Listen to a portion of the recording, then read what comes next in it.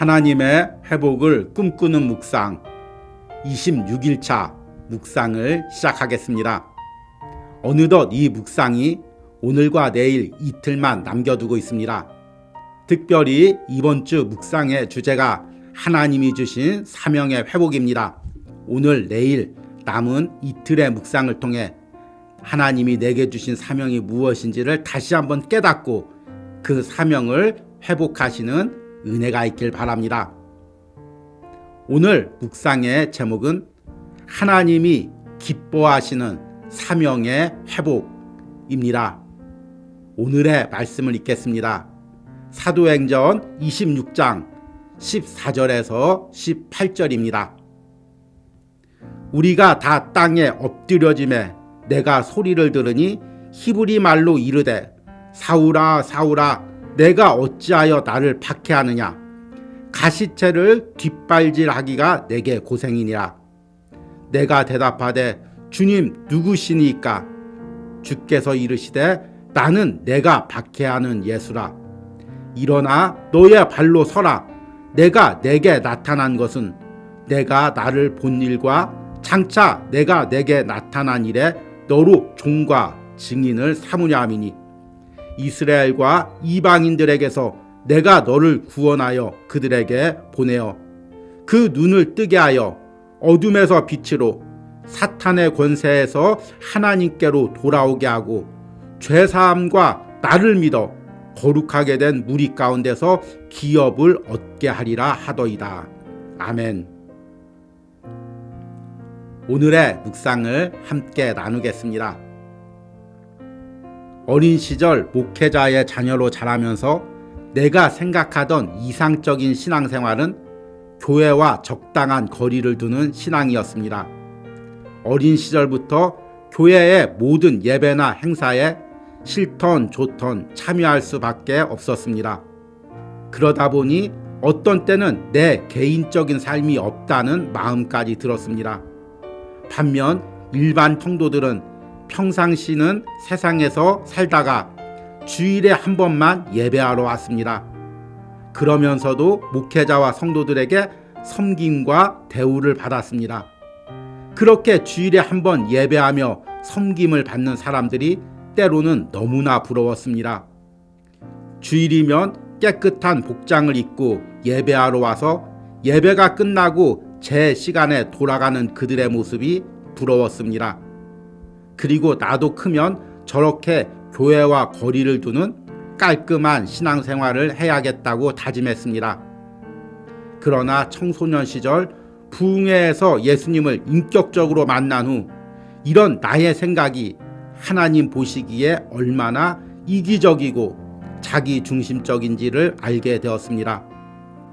내 삶을 지키기 위해 내 것을 손해보지 않기 위해 예배와 주의 일에 적당한 거리를 두려는 나의 마음이 얼마나 이기적인지를 깨닫고 회개하게 되었습니다. 예수님을 인격적으로 만나고 삶이 크게 바뀐 사람 중에 한 명이 성경의 바울입니다. 그는 예수님을 만나기 전에는 당대의 최고의 학문과 지위를 누리는 사람이었습니다.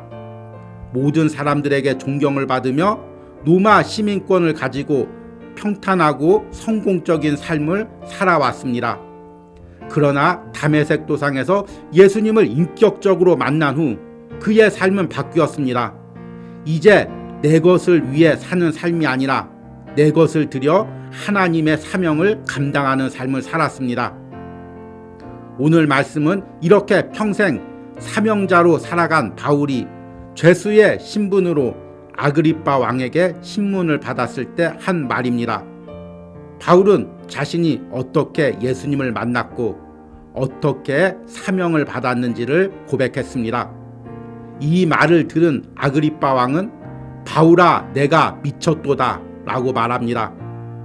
어쩌면 이것이 예배와 주의 일을 위해 헌신하는 그리스도인을 향한 세상의 시각일지도 모릅니다. 현대인들이 가장 싫어하는 것은 자신의 삶의 영역이 침범당하는 것입니다. 그래서 신앙생활도 자신의 삶이 침범당하지 않는 범위 내에서만 적당히 발을 담그려 합니다. 그러나 때로는 이런 적당한 신앙생활이 하나님이 내게 주신 사명을 외면하는 길이 될 수도 있습니다. 성경은 우리 삶을 하나님이 기뻐하는 산 제사로 드리라고 말씀하고 있습니다. 그리고 그 과정에서는 다른 사람이 알 수 없는 하나님이 내게만 주시는 기쁨과 축복이 있습니다. 그러기에 바울은 자신을 미쳤다고 말하는 아그리빠 왕에게 이렇게 고백했습니다. 오늘 내 말을 듣는 모든 사람도 다 이렇게 결박된 것 외에는 나와 같이 되기를 하나님께 원하나이다. 아멘. 오늘의 묵상 해석입니다. 어느덧 2달 가까이 이어온 하나님의 회복을 꿈꾸는 묵상이 오늘과 내일 이틀을 남겨두고 있습니다. 우리는 2달 동안 이 묵상을 통해 하나님이 내 내면과 삶에 주시는 회복을 꿈꾸고 기도해 왔습니다. 여러분들은 이 묵상을 통해 어떤 은혜와 회복을 누렸습니까? 그리고 또 어떤 은혜와 회복을 누리기를 소망합니까? 특별히 이번 주는 하나님이 내게 주신 사명의 회복에 대해서 묵상하고 있습니다. 하나님이 내게 주신 사명은 무엇이 있었습니까? 그리고 나는 그것을 어떻게 잊고 살았습니까? 여러분들이 이 묵상을 통해 하나님이 주신 은혜와 사명이 회복되기를 소망합니다. 신약 성경에서 하나님의 사명 하면 떠오르는 사람이 바로 바울입니다. 바울은 예수님을 만나기 전에는 자신의 생각대로 살았습니다. 이것이 옳다 생각하면 사람을 죽이는 일도 주저하지 않고 앞으로 나갔습니다. 그러나 다메섹 도상에서 예수님을 인격적으로 만난 후 예수님 앞에 꼬꾸라졌습니다. 그리고 이제는 내 주장대로 나를 위해 사는 삶이 아닌 하나님이 명령하신 길을 따라가는 삶을 살게 되었습니다. 그로 인해 많은 고생도 하고 많은 어려움도 당했습니다. 사람들이 바울을 볼 때는 미친 것 같았습니다. 그래서 바울이 예루살렘에서 잡혀서 아그리빠 왕에게 신문당할 때 아그리빠 왕이 바울의 고백을 듣고 바울아 내가 미쳤도다 이렇게 말했습니다. 아그리빠 왕의 생각에는 당연한 거죠. 왜냐하면 높은 지위와 성공의 삶을 내려놓고 복음을 전하다가 죄수의 신분이 된 바울을 보니까 당연히 미친 것이 틀림없다고 생각을 했습니다. 지금 아그리빠 왕은 어떻게든지 권력을 지키려고 하고 한 움큼이라도 더 많은 권력과 부를 누리려고 발버둥 치는데 이것들을 내려놓고 주의 길을 가는 바울을 보니까 미쳤다고 생각한 것입니다. 어쩌면 이것이 세상이 우리를 바라보는 시각입니다. 우리가 나의 삶을 헌신하고 예배하고 주신 사명을 감당할 때 믿지 않는 사람들은 나에게 이렇게 말합니다. 왜 그렇게 시간을 손해보면서 예배를 해? 왜 그렇게 물질을 손해보면서 헌금을 드려? 이렇게 말하고 신앙에 미친 거 아니야? 이렇게 우리를 비판할 때가 있습니다. 그러나 바울은 아그리빠 왕이나 다른 사람이 알지 못하는 하나님이 바울에게만 주신 은혜와 축복이 있었습니다. 바울은 세상에서 많은 것을 내려놨지만 매 순간 하나님이 주시는 이 은혜와 축복을 누리며 살았습니다. 그러기에 아그리빠 왕이나 다른 사람도 자신과 같이 되기를 하나님께 기도한다고 고백하는 것입니다.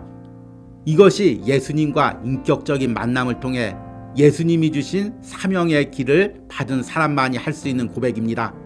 그리고 그 사명의 길을 걸어가면서 하나님이 주시는 기쁨과 은혜를 누린 사람만이 말할 수 있는 고백입니다.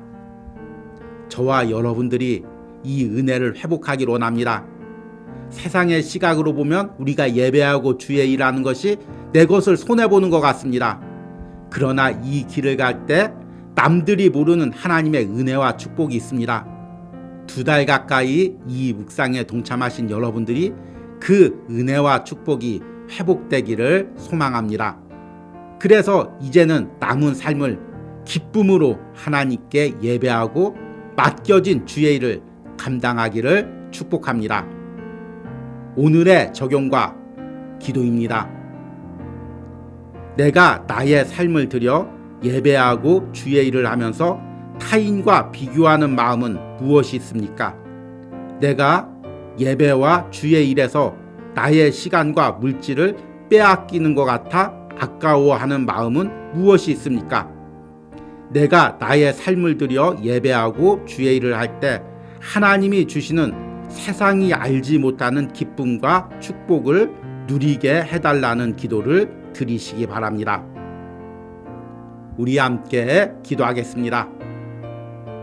주님, 나의 삶에서 주님이 주신 은혜와 사명이 회복되길 원합니다. 세상이 전부라고 생각하고 살아가는 것이 아니라 세상이 알지 못하는 하나님이 주신 은혜와 사명을 회복하며 살아가길 원합니다.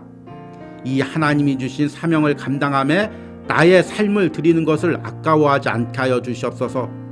남들이 뭐라 할지라도 나의 삶을 들여 헌신할 때 하나님이 내게 주시는 은혜와 축복을 누리게 하여 주시옵소서.